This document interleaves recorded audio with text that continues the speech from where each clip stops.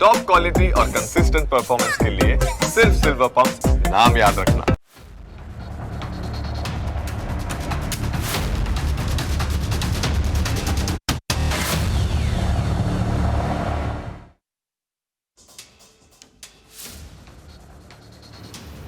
નમસ્કાર, હું જનક દવે.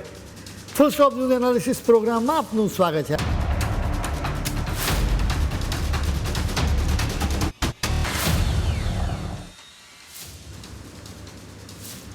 ગુજરાતીઓ તમામ માર્કેટમાં હાથ અજમાવતા જ હોય છે, કેમ કે ગુજરાતના લોકોને રિસ્ક સાથે ઇશ્ક છે.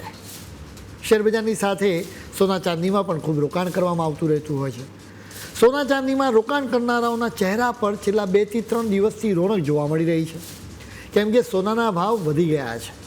MCX એટલે કે મલ્ટી કોમોડિટી એક્સચેન્જ ઉપર સોનું અને ચાંદી શેરબજારની જેમ જ લે વેચ કરતું હોય છે. અહીં સોનાએ છેલ્લા 7 અઠવાડિયાની તેની સૌથી ઊંચી સપાટીને સ્પર્શી લીધી છે, એટલે કે સારી એવી તેજી આવી ચૂકી છે. આપણા ગુજરાતના માર્કેટની વાત કરીએ ને તો રાજકોટના સોના ચાંદીના માર્કેટમાં 24 કેરેટ સોનાનો ભાવ 1.52 લાખ રૂપિયા સુધી પહોંચી ચૂક્યો છે. આ તેજી પાછળનું ગણિત સમજવા માટે કોઈ ફાઇનાન્સની ડિગ્રીની જરૂર નથી, બસ આપણી આસપાસની રોજિંદી વાતોને સારી રીતે સમજવાની જરૂર છે. અમારી આખી વાતથી તમને એ પણ સમજાઈ જશે કે સોનાના ભાવમાં ઉતાર ચઢાવ કેમ આવતા રહે છે, એટલે કે કયા પરિબળોના કારણે એના ભાવમાં વધારો કે ઘટાડો થતો રહે છે. સૌથી પહેલાં તમે તેજીના આંકડા જુઓ. MCX પર હજી 3 ઓગસ્ટે સોનાનો ભાવ 1,42,915 પર બંધ થયો હતો. 4 ઓગસ્ટે 1,44,299 પર બંધ થયો. 6 ઓગસ્ટે આ ભાવ 1,49,310 પર પહોંચી ગયો. એટલે કે તમે સમજો કે માત્ર 4 દિવસમાં ભાવમાં આશરે 6400 રૂપિયાનો વધારો થયો. ઓચિંતા સોનાની કિંમતો વધી ગઈ. હવે એના કારણો સમજવા જરૂરી છે. હવે આ કારણ સમજવા માટે તમે એક ઉદાહરણ જાણો. કલ્પના કરો કે તમારા ગામમાં એક ટ્રેક્ટર છે. ખેતરેથી ખાતર લાવવાનું હોય છે, અનાજ મંડીમાં પહોંચાડવાનું હોય કે પછી દુકાનો સુધી સામાન પહોંચાડવો હોય. આ ટ્રેક્ટર જરૂરી છે. હવે જો અચાનક ડીઝલના ભાવ ભડકે બળે તો ટ્રેક્ટરનો ભાડા ખર્ચ વધી જાય. પરિણામે ખાતર, શાકભાજી, રોટલી અને કઠોળ એમ બધું જ મોંઘુદાટ થઈ જાય. પેટ્રોલ ડીઝલના ભાવ વધે એટલે આખા ઘરનું બજેટ ખોરવાઈ જાય. આ વાત માત્ર કોઈ એક ગામની નથી, આખી દુનિયાની છે.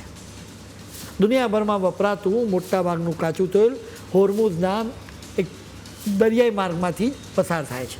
અને તમે એક એવો સાંકડો પુલ સમજી લો જ્યાંથી હજારો કાચા તેલના ટેન્કરો પસાર થાય.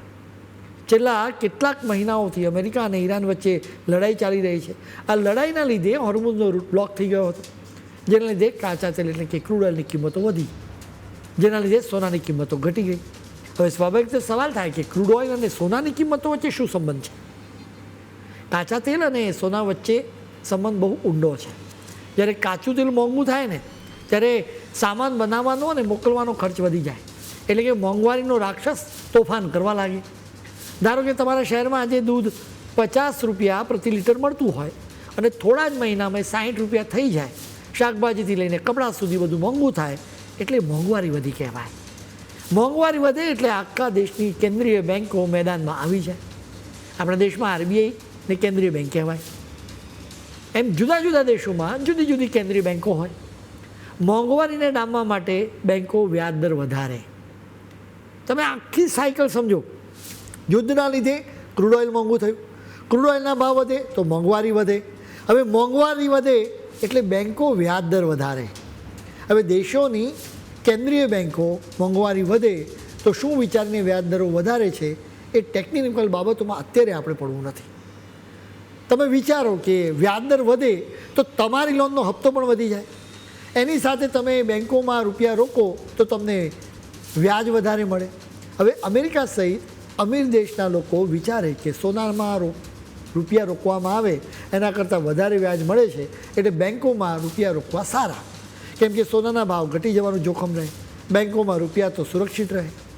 એટલે તમે જુઓ કે ઈરાનનું યુદ્ધ શરૂ થતાં જ સોનાની કિંમતોમાં ભારે ઘટાડો થયો, કેમ કે આ યુદ્ધના લીધે કાચા તેલના ભાવ વધી ગયા, એના લીધે મોંઘવારી વધી એટલે વ્યાજ દરોમાં વધારો થયો. એટલે ધનવાન લોકો સોનાના બદલે રૂપિયા બેન્કોમાં મૂકવા લાગ્યા. એટલે સોનાની કિંમતો અત્યારે ઘટી રહી છે.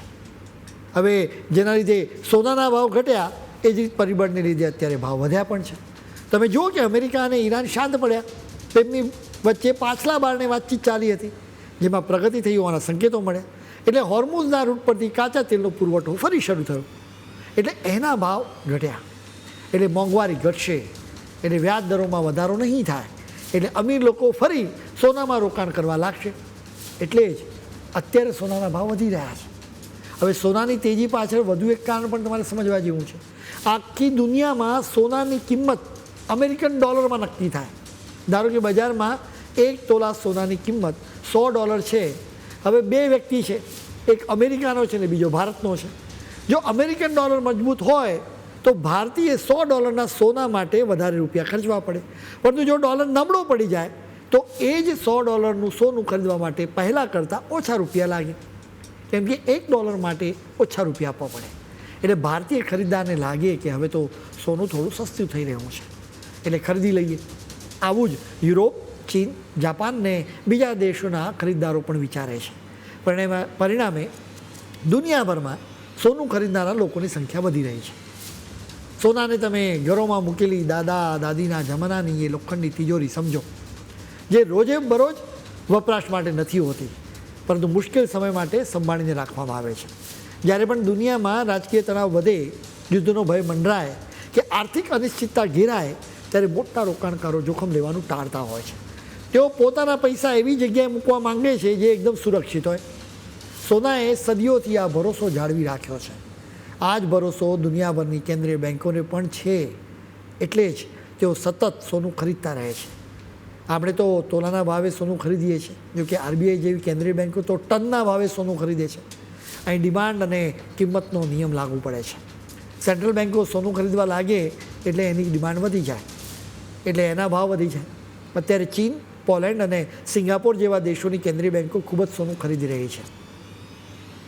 આ બધા પરિબળોના લીધે સોનાની કિંમતોમાં ઉતાર ચઢાવ આવતો રહે છે. એટલે જ ખૂબ જ સંભાળીને અને વિચારીને રોકાણ કરવું જોઈએ. જો તમે લાંબા ગાળા માટે રોકાણ કરવા માંગતા હો ને તો ઝાઝો વિચાર કરવાનો જરૂર નથી.